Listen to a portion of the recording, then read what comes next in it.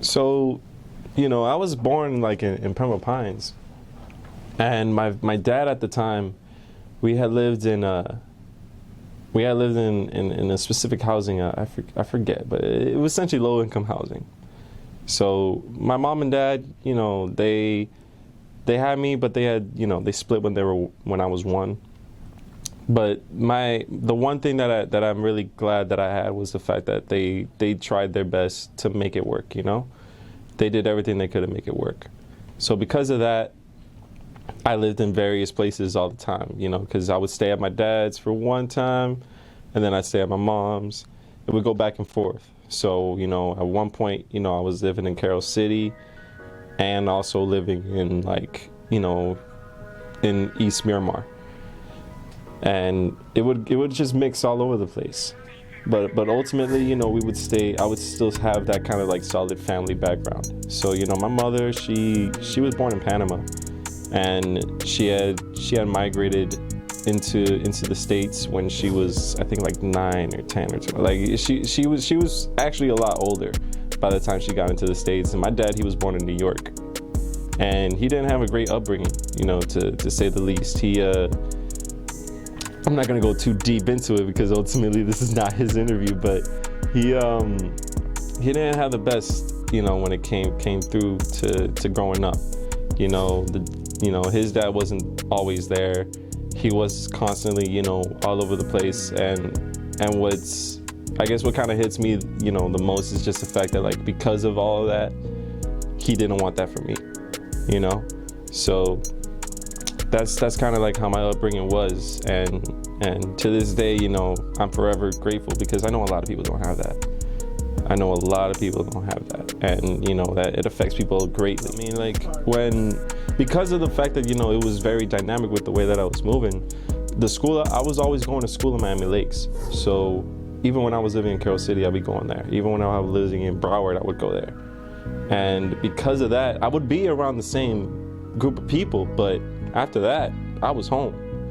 And in a way, that's kind of what brought up the whole name of Osninetyfive. Like, that's what kind of brought it all out, was because all I had was the internet, So at that point, when that's all you got and that's what you come up with, it kind of affects you a certain way. It's like, I wish I could hang out with my friends, but I live all the way out here. And the way I always grew up, I hated asking for help. I hated asking, for rides. I didn't like asking my dad for shit, so I kind of just kept to myself. And luckily with Xbox and PS2 shit, if it wasn't for that, I probably wouldn't have had the best fucking high school situationship with my friends and shit like that, because if I didn't have that, man, fuck, I would have been a lonely motherfucker.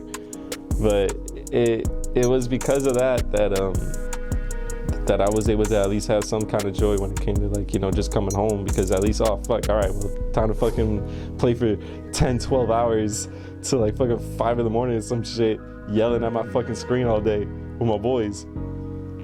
So yeah, I mean, that was my upbringing, man. It was very different just because of the fact that I couldn't just be able to, just go on a bike and just see bro and just vibe for the day. All of that happened when I got a car. So when I was already old as fuck and like just I can't be a hoodlum anymore, I can't get away with shit. I think what's very interesting is that, like, Panama in particular has been the birth of what reggaeton became to be in Puerto Rico. Like, a lot of people don't really understand that reggaeton really did start in Panama. So you had a lot of this raunchy ass lyrics being spoken in Spanish coming out in Panama at that time. And eventually that kind of sound led into what reggaeton would be in Puerto Rico, especially when, like, Daddy Yankee started blowing up and things like that.